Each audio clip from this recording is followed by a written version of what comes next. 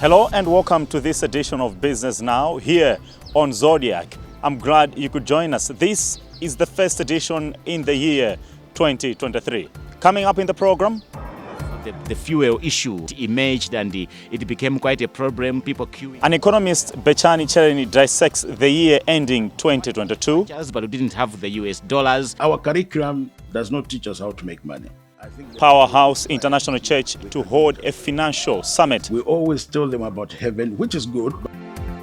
We have these and many more. Please do stick around.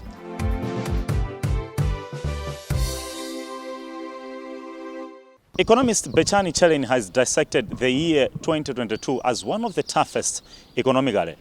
Bechani Chereni says this was a year no one wanted to be an economist given the shocks and of course the challenges that Malawi was going through. Let's hear from Bechani Chereni. Look, when we look at 2022 from January to maybe November, coming into December, nobody has wanted to be an economist in 2022. It has been tough, very, very tough. Tough from the planning arena to the implementation arena to seeing the results. Our economy has faced a lot of shocks from, weather-based shocks. Our economy has faced, COVID-based shocks, war-based shocks from outside the country. We have seen global inflation hitting us as well. It's been very, very tough, and we have not been creating the jobs as we should have loved to see us be creating them. We have not been, starting new companies. We have not done much of that, and the devaluation came exactly in this year, and that devaluation actually it brought in some inflationary pressures as well, which meant that for most people, what they were earning could not afford them the very same life that they were living before. We have seen this year some donor confidence coming in, which is a plus in what has been happening, and I think that's a positive also. We have seen the World Bank pledging to help us, budgetary support. The EU also showing us some indications. We have benefited from the rapid credit facility from the IMF as well within the same year. Those are some of the things that have happened which are positives to us. But overall, in terms of economic management on the ground, it has been very, very tough. It is in 2022 that we attempted to do some austerity measures for us to see to it that we are saving some money in government, in the public sector. Saving of those resources was meant for us to, use those resources for other things. Maybe we could use those resources to, make sure that some important facilities we are able to get them to us. And somehow we have had some problems to find out how much exactly we saved, but it would have been important for us to know how much we saved on that one. There has been forex scarcity, which has actually led to some challenges as well. You have seen, for instance, that the fuel issue it emerged and it became quite a problem. People queuing for fuel because we couldn't afford to buy the fuel. We had the kwachas, but we didn't have the US dollars. We have not harvested enough in 2022. That includes cash crops and even the other crops. We didn't harvest enough, and therefore we did not export enough. And with that, then we have not been able for us to, fend for ourselves the foreign exchange that we needed. Our import bill, 3.4 billion US dollars per year. We were only able to make lower than 600 actually million, which means that the gap is still very, very big. And so it's been very, very difficult for a predominantly importing country for us to be where we could have been. And to go forward, I am seeing an economy that really is emerging, but it's really, really oozing because so much has happened. Despite these challenges that Chereni has outlined in 2022, he feels the Bretton Woods assessment of Malawi's economy picking up might just materialize. I see the economy of Malawi picking up actually. It's possible for us to grow beyond the so-called 7 or 2.2%. It's possible. We can actually go beyond that. If we do more in the mega farms, the Shire Valley project, if we are going to do more in that project, if in the next year or so, 6 months or so, we have done half of the work and then we are able to start to harvest, we are going to make it big.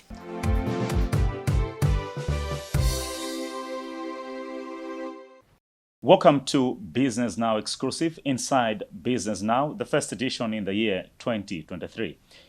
In this exclusive, I'm joined by the founder of Powerhouse International Church, Reverend Dr. Clement Nkoma. Welcome to the church. Thank you so much for having me. Now, people might be interested to know who is Dr. Reverend Dr. Clement Nkoma, and how is his being in the church also going to be or connected to finance? Who is Dr. Clement Nkoma? I would say that Dr. Clement Nkoma is a pastor of a church with a background of I'm a chartered accountant and worked as a consultant in Botswana. Then I went to UK to do masters in business consulting as well. So it was in UK when I was deciding to go to Bermuda actually to also continue working. That's because in UK I had a fellowship of people like students who were meeting because we didn't have anywhere to go to pray. So then I thought, how will I leave these people? So that's actually the way I started the church because we already had a fellowship of students. So then to leave them and start working in Bermuda, it was like I'm leaving something that I've started. But it's funny because I was just doing it as a hobby, really. But when I was about to leave it, I felt like I shouldn't. So I was mixing, doing the fellowship and also working. Then later on, I stopped working completely. The time I was stopping working, I was working as a group financial controller in UK. So I've been in financial industry almost half of my life.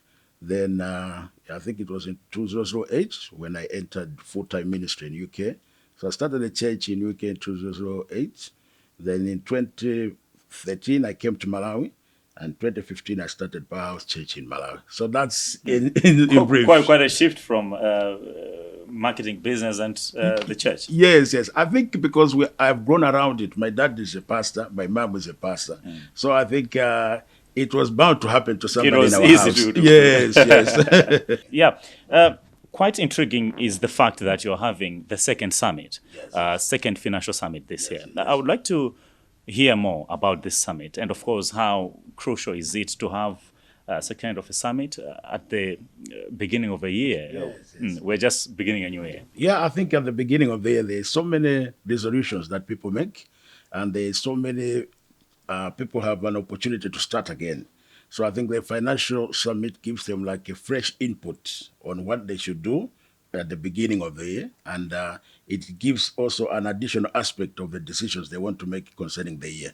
So we are more like into the New Year resolutions and, of course, the progress this year. Yes. Let's first of all look at the first summit that you held. Yes. It was in 2020 right here in Banda. Yes. How did that go? Did you achieve your goals in the first summit? I would say we wouldn't because of the coronavirus, because I think people did not have the opportunity to implement what they have learned. So there were restrictions in also how to meet, because after the summit, we always want to have mentorship. The people that are facilitating, they mentor the people that have been attending the summit. So all that because of Corona, there was a lot of restrictions. So we would say that it did not produce what we expected. That's what I would say. Dr. Clement Nkoma is well known as the founder of Powerhouse. Yes. This time around, you are doing this summit only targeting your membership? No.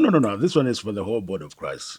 I believe that not every Christian, every person needs to be equipped on how he must manage his finances, even how to make money. Our curriculum does not teach us how to make money. How we have grown up in our families, they have not taught us how to make money. So you need to create a forum deliberately that people can learn how to make money. Mm-hmm. Yes. So what are you doing different this time around, given that the 2020 wasn't a success, or that given the shock that we had from COVID-19? Yes. But what's different this time around? Yeah, this time around, I think the environment is, of course, economically, maybe it's still challenging because of the war in Russia and all these things. But I believe that there is still an opportunity for people to implement what they have learned. Like, I will give a good example of Mr. Ngwira. He's coming, the one to manufacture. Okay, so that's one of the people that are coming to this financial summit. Yes, it's one of the people that are coming. He has proved already that people can manufacture in very small scale. So I believe that his input also will be very helpful for people to know that you don't have to be big to start business. You can start even when you are very small. Yeah, so those are one of the things. So another area that I've put in place is the area of the partner of Graham Carr, Victoria Nkoma. Many people want to do business, but the way they do it is wrong because not everybody who does business has gone to school. So she's going to teach people even how to do the business plan and even to do a business research before you start a business. So I think these are some of the things that we have managed to put in so that it should be more practical. Now, this is interesting. People watching might say, Dr. Nkoma is a man of God. Yes. Why is so vested in issues of finance? Why is he so vested in issues of business? And of course, those people contributing to the country's economy. Yeah, I think what the church has failed to do is that we have the people all the time with us, and their hearts are already open. People listen to what the church tells them, but we found that we always tell them about heaven, which is good, but I think we are too much just one-sided. These people, they will be around, most of them, for the next 60 years. So they can't just be waiting for heaven for the next 60 years. So I believe that the church must learn to teach them practical skills that can help them to be effective and be productive as citizens of Malawi. You've mentioned about the manufacturing sector. Yes. And doing business right. What other areas are you focusing on? You've mentioned of Mr. Kondwani Ngwila. Yes. He's done quite remarkable well in 2022. Yes. Trying to boost businesses, Yes. startups. What else is this financial summit going to draw? Yeah, the other side we look at is the vision that people have, because a person only becomes what he dreams. So that's why there is Ben Nkoma there, who is always good at inspiring people to dream big. Okay. Because a person, I always tell people that your size is your imagination. So he stretches people to think big. So we believe that that aspect also will help some people, even who have already started businesses, but they are stagnant. So once you start dreaming bigger than where you are, start dreaming international businesses, I think then people will be inspired. We can do it as well. Yes. Now, the issue to do with dreaming big also has to do with mindset change, Yes. I believe. Yes. So on that area, how are you trying to inculcate that spirit of mindset change? We've seen a couple of people coming together in 2022, initiating issues of mindset change, so to speak. Even the vision Malawi 2063 also looks into that. How are you merging these areas? I think what we have the challenge in Malawi is we look down upon ourselves. I believe that until Malawians start knowing that they can do it, I tell people that Malawi has so many opportunities. We see foreigners, they come here and they prosper. So it's the same economy, it's the same nation, but the difference is how we see ourselves. We always see ourselves as people who should be employed, while we must start looking at ourselves as people who can employ others and improve the economy of the nation by ourselves. So there are so many opportunities, but until you know that they are there, you always think that there are no opportunities. Actually, every problem is an opportunity for making money. So it takes the mind that you have. You can be a victim of the challenges that we have, or you can decide to take advantage of the challenge. Like Corona, many people made money because of selling sanitizers. So you can see that Actually producing. Yes. So you can see that most of the problems we have in Malawi are actually opportunities that somebody can make money. So it takes a mindset change to know that I must not look at challenges as a challenge. I must look at it as an opportunity to translate it into a business. Yes, so that's the mindset that Ben Nkoma is going to focus on. Okay. Anything else on the lineup? We have already pushed it to our viewers that there is a summit. Yes. But when is this summit, and who else is coming? Apart from, because I think it's more like strategic. You're focusing on manufacturing, mindset change as well, and even business plan and all that. And also we have... who is going to be taking people through the business plan at this summit? That's Victoria Nkoma. She's a partner at Graham Carr. So she's the one who will be teaching people how to prepare business plan and even do business research. Now we have also Justice Kantambi. She'll be teaching on civic education on against corruption, because we believe that many people who are in these corruption cases, they are church people. they belong to churches. So I think it's a way of being preventative rather than waiting for something to happen. I think it's better to teach the members of the body of Christ how to avoid corruption. So Justice Annalena Kantambi, is already a judge in the criminal department, financial crime department. The one that has just been set up. Yes, so she's part of that, so she will do civic education on that one. Then we have also Justice Kamoa, who is going to teach people on their rights, because in the body of Christ we have people of different levels. Some people are like laborers. You find that these people, they don't have a clue of their rights. So when they are fired, you find that they don't know that they have gratuity, all these things. So we want also these people to know that they have their rights even when they are fired. That's Dr. Clement Nkoma. He is the founder of Powerhouse International Church. My guest inside Business Now exclusive, a 2023 edition. We'll be back after a short break.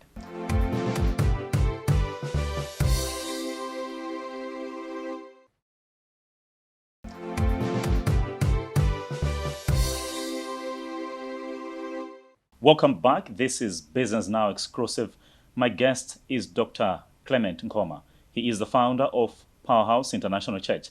Now, before the break, we were talking about corruption and how that has affected most businesses. Now, we are talking about creating startups, coming up with businesses that is actually going to help the country's economy.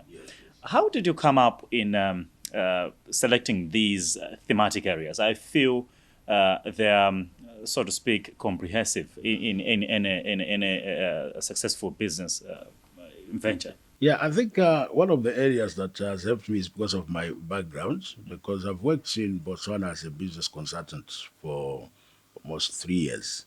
So I understand what it takes for a person to run a business, even just to open a business.